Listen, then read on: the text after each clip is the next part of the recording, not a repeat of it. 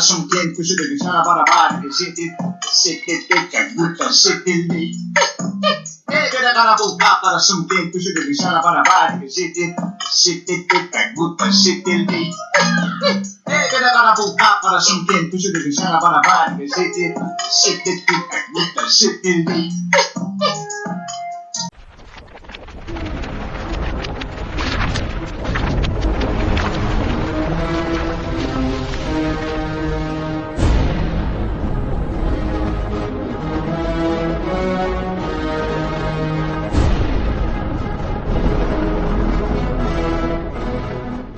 Ассалаумағалейкум. Міне біз бүгін Шымкентке келіп қалдық. Шымкентке келудегі мақсатымыз видео болып түсіру. Көпшіліктеріңіз мынандай сұрақ келді, неге Қазақстан түсірмейсіңдер деп. Сондықтан Ташкентте жүрген кезімізде Шымкент жайлы видео түсіру мүлде болып кетіппіз. Сондықтан біз бүгін Шымкентке болған саяхатымыз. Алар жөнелсеміз, видеомызды бастаймыз. Біз қазір қаладағы басты көшеде кетіп бара жатырмыз. Қазір біз Ордабасы алаңына барамыз. Ордабасыдан соң ары қарай Шымкент қаласын жалпы әдемі жақсы жерлерін көрсетеміз сіздерге.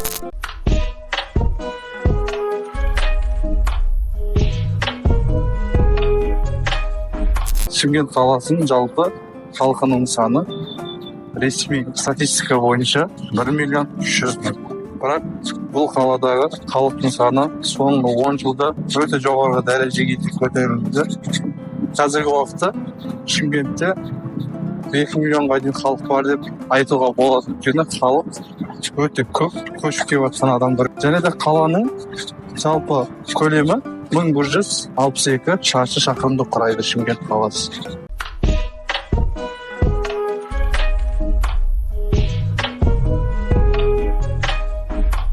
Міне біз Ордабасыға келдік, яғни Ордабасы алаңына келдік, міне қаладағы. Мына мен артында тұрған Ордабасы қонақ үйі, міне алдымызда қазір Ордабасы алаңына шығады. Қазір сіздерге көрсетемін. Міне Ордабасы алаңы.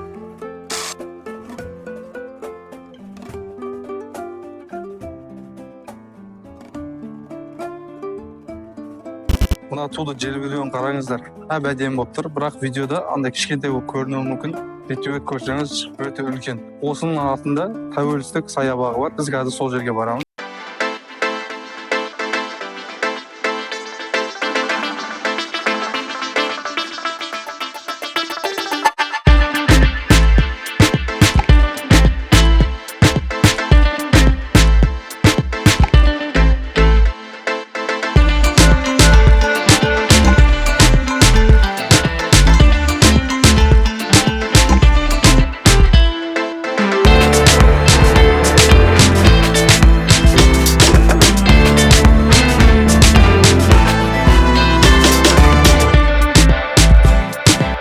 Яғни бұл тәуелсіздік саябағы деп айтылады. Бұл жердің қысқаша тарихы 2011 жыл бұл жер салынып бітілді. Және де Шымкент халқының ұлттық құрамы, негізгі құрамы бұл қазақтар 69,9%-ды құрайды. Екінші орында өзбек ұлты 27,7%-ды құрайды. Одан кейін үшінші орында орыс халқы 18,5%-ды құрайды. Және де одан да басқа тағы да қалған басқа ұлттар бар.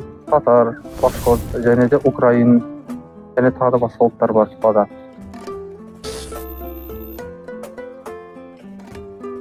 Біздің видеомыз ұнап жатқан болса, түрде каналға тіркеліңіздер, лайк басып, бізді қолдауды ұмытпаңыздар. Және де біз Шымкент жайлы видеоны не үшін түсіріп жатырмыз? Өзіміздің оңтүстіктің, яғни Түркістан облысының ішіндегі 3-ші республикалық маңызды қаланың бүкіл Қазақстанға осы видеоны көрсету. Сол үшін сіздердің міндеттеріңіз, видеоны көрген болсаңыздар, каналға бірінші кезекте тіркелмеген болсаңыздар, тіркеліңіздер, лайк басып, оны таратып, туған-туысқан WhatsApp, Telegram чаттардағы бүкіл таныстарыңызға, туған-туысқандарыңызға таратып жіберіңіздер. Сіздер осы арқылы бізге үлкен қолдау білдіре аласыздар. Ал ендеше видеомызды ары қарай жалғастырайық.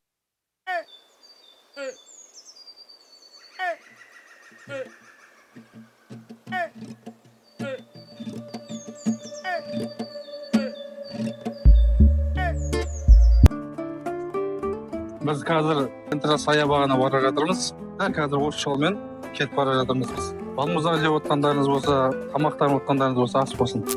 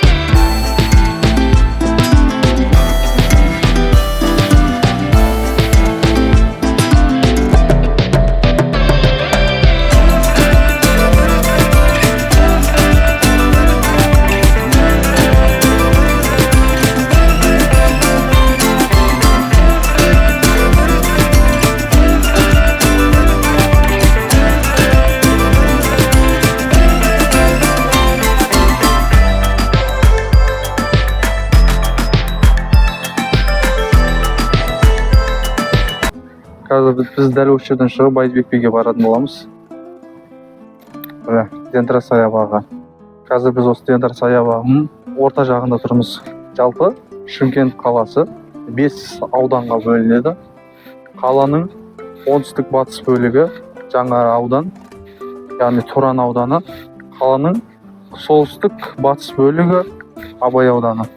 Ал орталық бөлігі Әл-Фараби. Оңтүстік шығыс бөлігі болса Еңбекші ауданы. Қаланың ең шығыс солтүстік бөлігі Қаратау ауданы. Біз дәл қазір Қаратау ауданында жүрміз.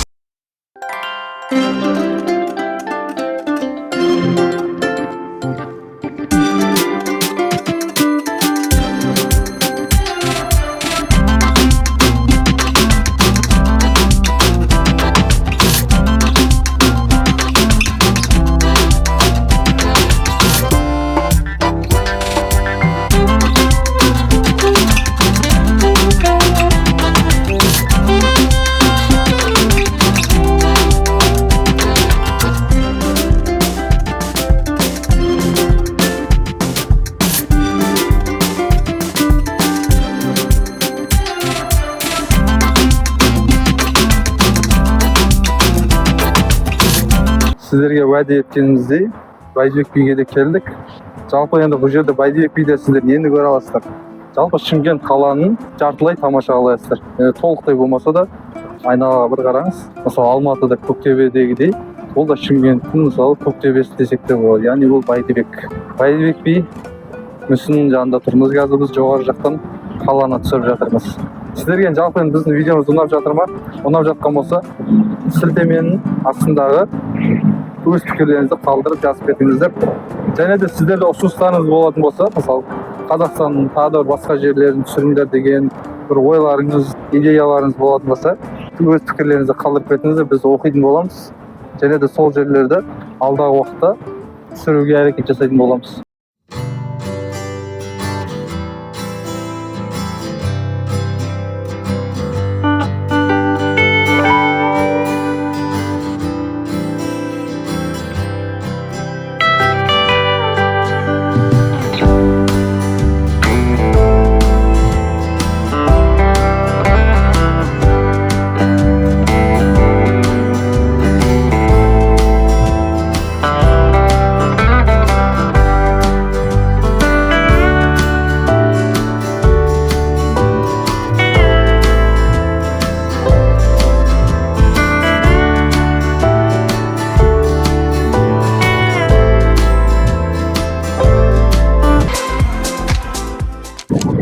Біздің ең соңғы локациямыз бұл Шымкент Сити Молл.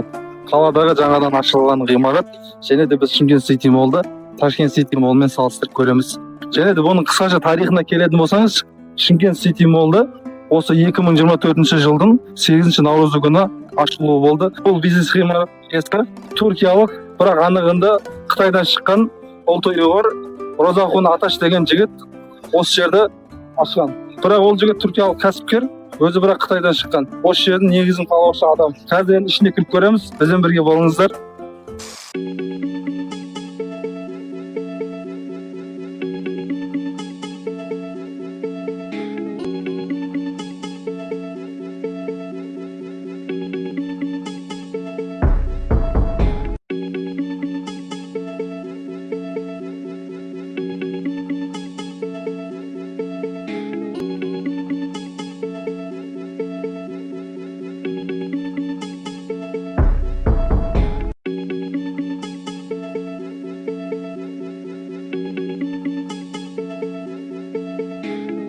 Осымен Шымкент Сити Моллдың ішіне кіріп шықтық. Бірақ қатты қызығатындай ештеңе жоқ. Мысалы Ташкент Сити Моллдың іші несі өте кең. Енді ол жердің ішінде көптеген мысалы бренд киімдер, және де көптеген шетелдің мысалы бренд тамақтары мысалы бар. KFC, Макдоналдс, тағы да басқа мысалы. Оның ішінде де бар, бірақ андай жері кішкентай болғандықтан өте тар. Айырмашылығы сол ғана. Бұда да кинотеатр бар, ода да кинотеатр бар. Жалпы Ташкент Сити бизнес орталығымен бірге Шымкент Сити бизнес орталығының айырмашылығы осыда ғана. Бірақ керемет, келіп демалып, кино көріп, мысалы үшін ең болмаған біз сияқты келіп қол ашып кетсеңіздер болады. Енді пепси ішіп жатқан жоқпыз, әрине әзір.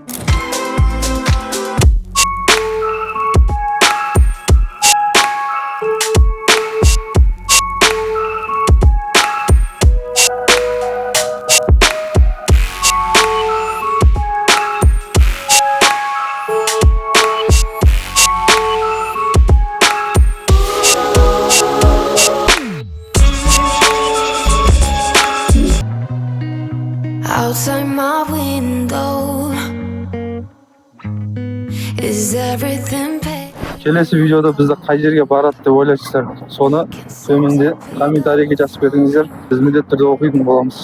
Жалпы бүгінгі біздің осымен саяхатымыз аяқталды. Келесі видеоларда амандықта жүздесейік. Сау болыңыздар.